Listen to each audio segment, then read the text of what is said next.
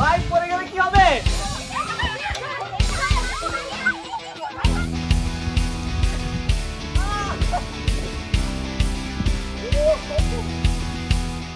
দেশের প্রথম outdoor base camp থেকে আপনাদের সবাইকে স্বাগত জানাচ্ছি। আমি তানভীর হাসান এবং এই মুহূর্তে কিন্তু আমি আছি গাজীপুরে। যারা অ্যাডভেঞ্চার লাভার তাদের কাছে ক্যাম্পেইন বা বেস ক্যাম্প কিন্তু একটা ড্রিম লাইনের মতো বলতে গেলে। এই বেস ক্যাম্পে কি কি আছে, কি কি করা যায়, কিভাবে করতে হয়, সব বিষয় আজকে আমি তুলে ধরবো। আমি নিজেকে ট্রায়াল দেবো, সঙ্গে থাকুন, আশা করি ভালো লাগবে।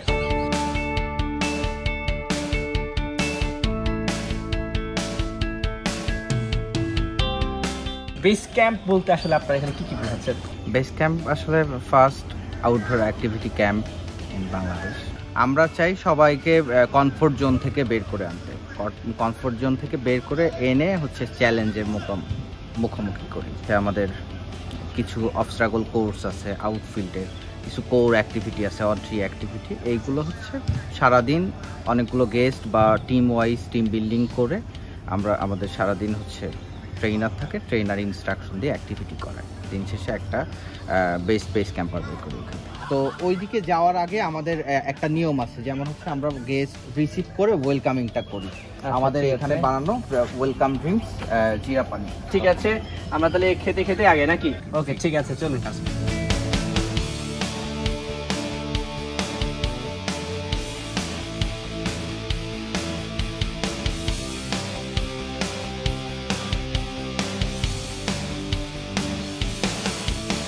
রঞ্জু ভাই, আমি এখানে কিছু একটা দেখতে পাচ্ছি, বিষয়টা কি?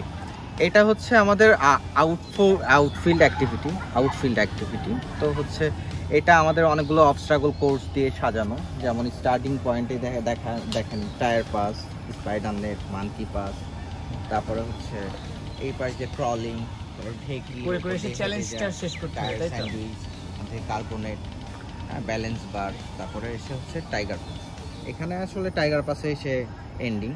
তো এই সকল অ্যাক্টিভিটি আমি হচ্ছে আমার ইনস্ট্রাক্টর ডেমো দেখিয়ে দিলে তখন আর ইজিলি হচ্ছে গেস্ট। হ্যাঁ, ঠিক আছে। এবং আমি এটা ট্রায়াল দিতে চাই, তাহলে আপনি আমাকে একটু ইনস্ট্রাক্টরের কাছে হ্যান্ড ওভার করে দিন। আমি হচ্ছে আপনাকে ইনস্ট্রাক্টরের সাথে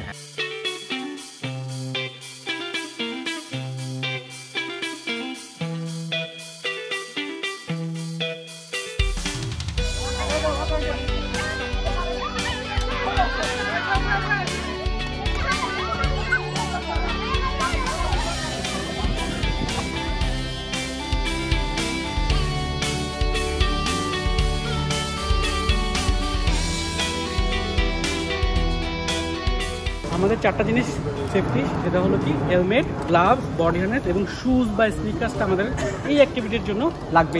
খালি পায়ে করা যাবে? খালি পায়ে করা যাবে না। খালি পায়ে করলে এখানে অনেক মেটাল রোপ থাকে, সে ব্যথা পেতে পারে। সো আমি ফুলফিল রেডি 100%। দেখতে পাচ্ছেন সেফটির জন্য মাথায় হেলমেট, হাতে গ্লাভস এবং হার্নেস সব রেডি। এখন শুধু চ্যালেঞ্জটা ফুলফিল করতে পারলে হয়। এটা স্টার্ট লাইন হলো এখান থেকে। ওকে, আমি এখানে আগে ওখানে উঠবো, তাই তো? এখান দিয়ে আপনার এইটা হলো টায়ারের একটা লেটার দেওয়া আছে, মেটাল রোপ দিয়ে বানানো এটা। হ্যাঁ, এখান দিয়ে আপনি ঠিক আছে, উঠলাম। বিসমিল্লাহ।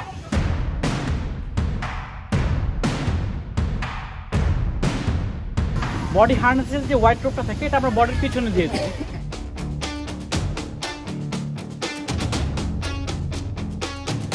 এটা আমাদের সেকেন্ড স্টেজ। এখানে সেকেন্ড স্টেজে আমরা দেখতে পাবো এই বেঞ্চগুলোতে দুটো স্ক্রু দেওয়া আছে। এই স্ক্রু করে পা রেখে রেখে আমরা সামনে যাবো, এটা ডেকের মতো মুভ করতে থাকে।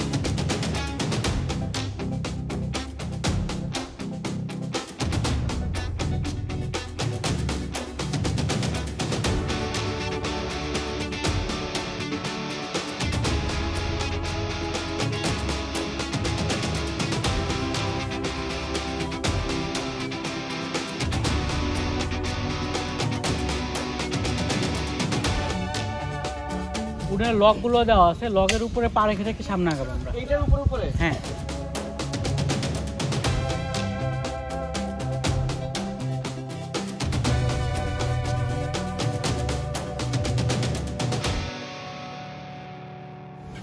একা একা ট্রায়াল দিয়েছি, কিন্তু এটা আসলে খেলতে হয় টিমে। আপনি যখন এখানে আসবেন আপনাকে টিমে খেলতে হবে। এটা সবচেয়ে মজাটা হচ্ছে যে কে কার থেকে কত দ্রুত বা অল্প সময়ে এতগুলো ধাপ সাফল্যের সঙ্গে পার করে এখানে আসতে পারে। যে আমার মতো এভাবে আসতে পারবে সে হচ্ছে উইনার, তবে তার টাইমটা হচ্ছে কম থাকতে হবে।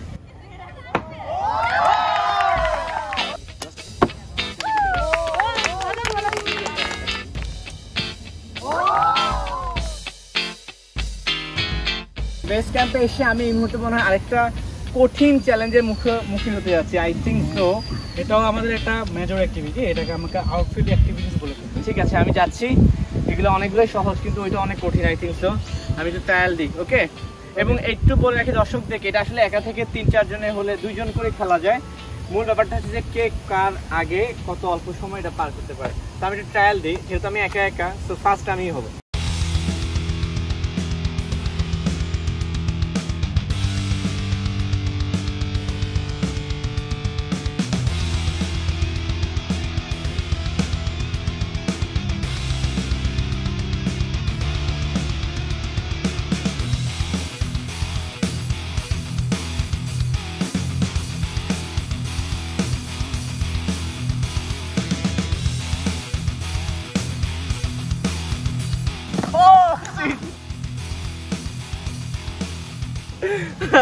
ওকে, প্রবলেম নাই।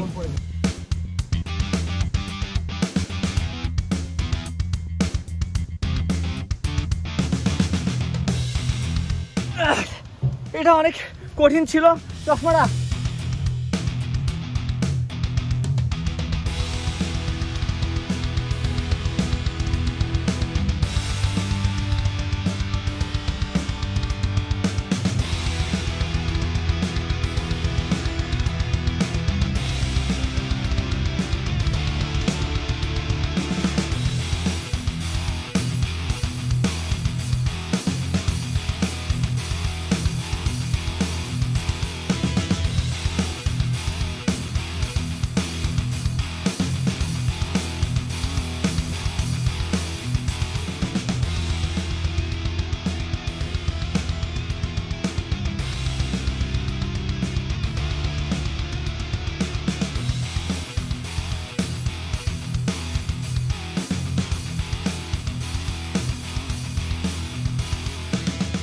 পাস করেন, বডি পাস করেন।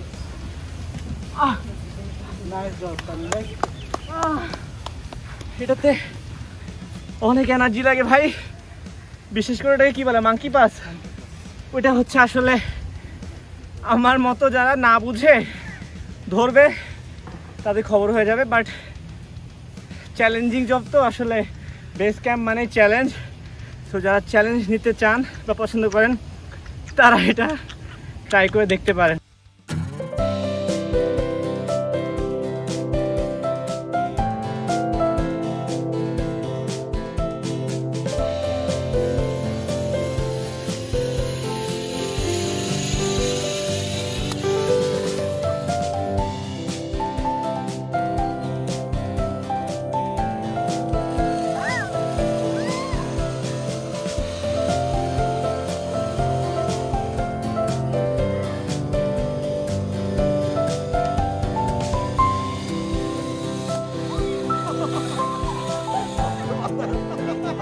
হাসান ভাই, এবার কি করবো বলেন? এই যে আমরা জিপ লাইন করতে আসছি এখন, আমার জিপ লাইনের জন্য আমার সেফটির জন্য অনেক কিছু লাগবে।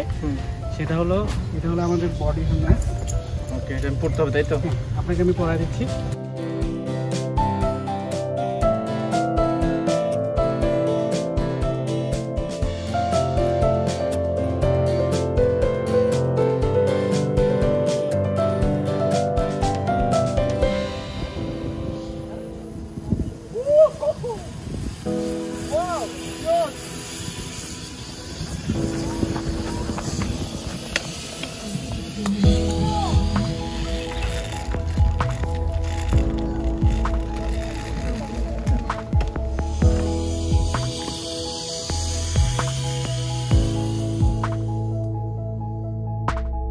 বেস ক্যাম্পে এসে আপনি যখন খুব ক্লান্ত হয়ে যাবেন, বিকেলবেলা যেমন আমি অনেক ক্লান্ত হয়ে গেছি, অনেক এনার্জি ব্যাপারও আছে, তখন চাইলে আপনি কায়াকিং করতে পারেন। একদমই সেফলি একটা রাইড। যদি সাঁতার না জানেন তাও কোনো সমস্যা নেই, সেফটি গার্ড আছে, ওই পারে আপনার জন্য মানুষ দাঁড়িয়ে আছে পাহারা দেওয়ার জন্য। সব মিলিয়ে একটা ভিন্ন রকম পরিবেশ এবং নিজেকে নিজে আসলে সময় দেওয়ার মতো, যেটাকে বলে। আজকের মতো এখান থেকে বিদায় নিচ্ছি। যে যেখানে থাকবেন ভালো থাকবেন, কোথাও না কোথাও আবার দেখা হবে। আল্লাহ হাফেজ।